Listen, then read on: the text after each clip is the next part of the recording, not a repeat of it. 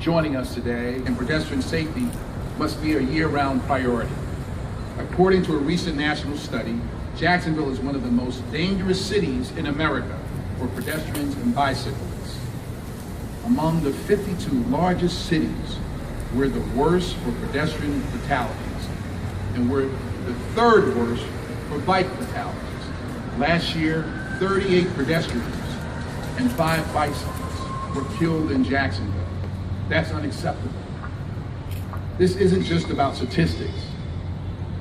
It's about people. People like Orly's mother. These are people who didn't have to die. Their death could have been prevented. This is a serious concern for me, as I know it is for our city council. Don Redmond is here. He's a long-standing champion for bicyclists in our community. Lori Poirier couldn't be here with us today, but I know that this is also an important issue to her. It's an issue that she wants the city to be more engaged, rightfully so. We've already started to take action. We have a bicycle pedestrian advisory committee chaired by Chris Burns, who's here with us today. Thank you, sir. Thank you, Mr. Chairman, for all your hard work and all you're doing to make this city safe. Thanks to the leadership of Lori and Don and their colleagues, Gaffney and Jim Love and other council members, recently created a context-sensitive street standard committee within our Public Works Department. And I want to thank the Planning Department, Calvin Burney and Jim Robinson. Let's give them a round of applause, and their staff working hard.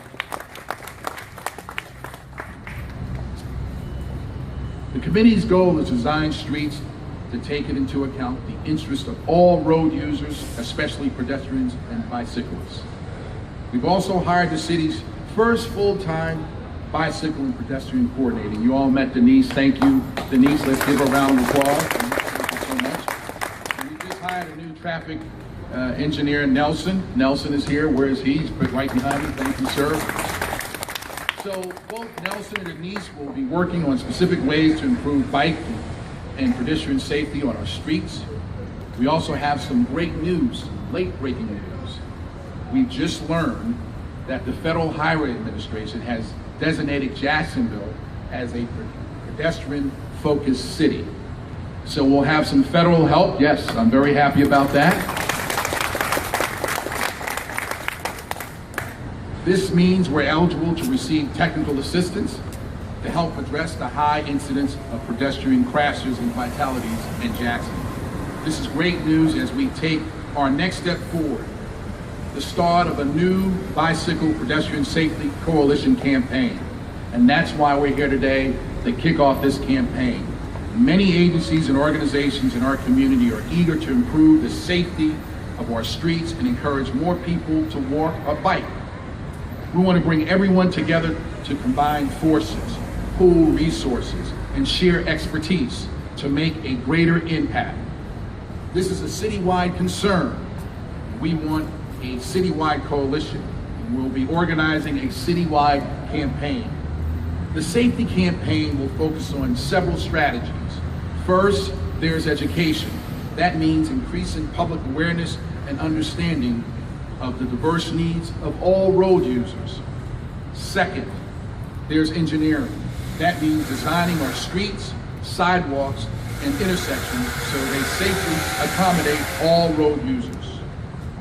Third, there's enforcement. That means making sure everyone is following traffic safety laws, pedestrians and bicyclists, as well as drivers. Fourth, evaluation.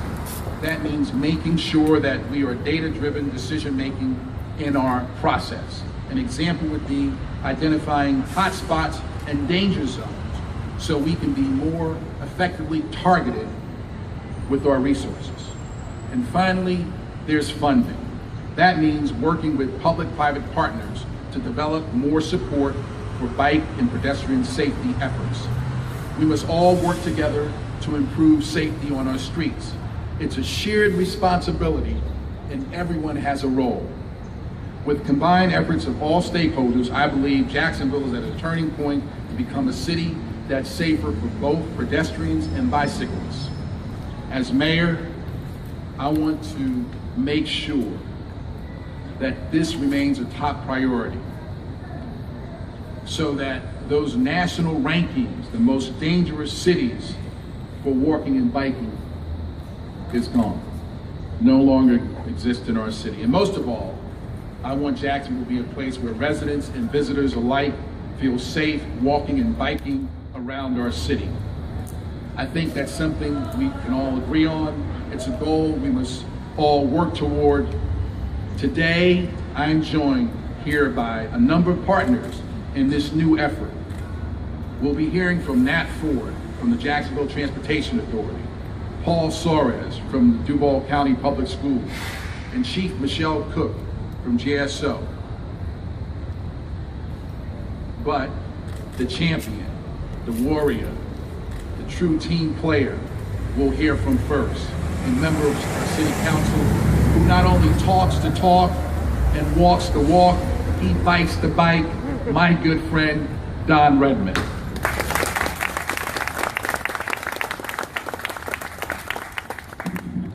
Thank you, Mayor. Mayor, I appreciate the opportunity to get these people together and to start an educational and opportunity for people to learn what safe biking and safe street pedestrian facilities are like. I'd like for the mayor to be able to get on his bike and ride around and feel safe out here. I'd like for people to be able to cross the street and feel safe. And my sympathy goes out for this lady, for her mother that she lost crossing the street. But you know, a lot of the things that we need to educate people about are common sense issues. You know, as far as bicycling, I've been hit 4 times riding my bike. One time left unconscious beside the road by a hit-and-run driver. I have no idea who it was. But you know, these things are not things that should be happening in Jacksonville. There's so much that people don't. I have people throw things at me, holler at me. Bicyclists have a right to be on the road. We need to educate people to this fact. Enforcement is a great thing that we need to push more. As far as pedestrians need to learn to walk at the crosswalks when the light tells them they can walk. We see that a lot in the downtown area, and we have so many people that get hit in the downtown area. Education, I've worked with kids all my life and put on triathlons and bicycling, running events, and I'm thankful that Paul Shores is here. He does a lot with the school system, and look forward to working with them and educating kids as they grow up, educating them before they get out. The importance of wearing a helmet. 16 years old and younger are supposed to wear a helmet. If I had not had a helmet on when I got hit by the hit-and-run driver, probably wouldn't be here today. It saved my life. So, you know, just common sense things are a lot of the things that we need to look at. But thank you, Mayor. Thank my colleagues. Chris Burns is a great advocate for cycling, cyclist himself, an attorney that looks after cyclists. So thank you, Chris, for being here and sharing the bicycle pedestrian committee. My colleague, Lori Boyer, that has done so much since she's helped us to get funding to create better biking lanes and biking designated money for the biking and pedestrian community. So we have a lot to look forward to. I'm looking for some great progress, looking for a safe city to ride my bike in. Thank you, Mayor. We're now here from Nat Ford, followed by Paul Soares, and then Chief Cook. Thanks, Mr. Good morning, and thank you, Councilman Redmond and Councilman Johnny Gaffney, who serves as the council liaison to the JTA, Councilman Love, and special thanks to you, Mayor Brown, for creating this Bicycle and Pedestrian Safety Coalition. The JTA, in its mission to improve Northeast Florida's economy, environment, and quality of life by providing safe and reliable, efficient, multimodal transportation services and facilities is committed to be part of an active partner in this coalition. As the mayor stated earlier, our community is ranked 52 out of 52 biggest cities for pedestrian fatalities and number 49 for bike fatalities. We all know that's not acceptable. And so we're going to work very hard to make sure that we improve our safety and reduce fatalities across our city. When we look at our origins and destinations at the JTA, we've recognized that 98% of our customers are either biking or walking to our system and their bus stops, so their safety is essential to us. Last May, we took a leadership role in hosting, and our board chair, in hosting a biking and pedestrian safety gathering, because we saw that there were a lot of players in this that were interested in improving bike and pedestrian safety, and we thought we needed to bring them together. And I applaud the mayor once again for finally taking those steps to make sure that there's a formal gathering to deal with these issues. The JTA recently, this past year, received extension of its gas tax, and with that, we are implementing a JTA Mobility Works program, which has identified $15 million in funding to go into developing and improving access in some heavily traveled corridors throughout our city. So with this work, we will be looking at bike lanes, we'll be looking at sidewalks, lighting, as well as other improvements that will help to improve the safety, and we'll work very closely with the city and those city council members, the mayor's office, to ensure that those improvements go a long way in achieving our goal of a safer community. With that, thank you again, Mr. Mayor. Thank you for our leadership at City Council, and the JTA is going to be a very active partner in this effort. Thank you. Good morning. My name is Michelle Cook. I'm the Chief of Patrollees for the Jacksonville Sheriff's Office. First of all, I'd like to thank the Mayor, Denise, for allowing us to be a part of this great opportunity. Everyone in law enforcement is deeply concerned about the safety of our cyclists, pedestrians, and our motorists, particularly in a community like ours with both urban and rural areas and those that are in between those sparsely populated but heavily traveled roadways. But in those stretches of highways outside of the city core, where crosswalks are fewer and far between, the challenge for people is to know the law and cross in the safest manner possible. To that end, in conjunction with what the mayor said a few minutes ago, we also believe that there are 3 E's of traffic that must be applied.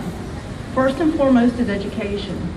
For almost 2 years now, our Alert Today, Live Tomorrow program, done in conjunction with our great partners at FHP and with funding from the Florida Department of Transportation, they have provided us with grant money to use police officers on subsidized overtime out on our particularly dangerous highways and roadways, including Phillips Highway and 103rd Street. Our focus on these deployments has been educating motorists and pedestrians and cyclists about the law. We believe that while keeping our walking and biking public safe, we must help motorists understand their responsibilities to respect these individuals, but at the same time, our cyclists and pedestrians must also know and obey the rules of the road. Education must continue to come first. Using a crosswalk that is available and close by should be as important to the public as having a crosswalk to use. We are here to raise the collective consciousness of the community about the importance of crossing safely, no matter where you are in our great city. Next is engineering, and I'm going to let the professionals that do engineering talk about engineering. Finally, enforcement. We want our pedestrians, just like our motorists, to know that they have obligations under the law, and when ignoring all laws, enforcement is an option.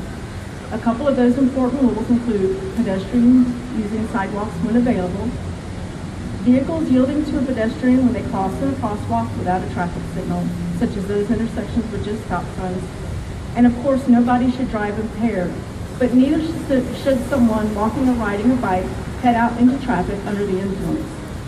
Bottom line, it should not matter where you live, or walk, or drive, or ride a bike.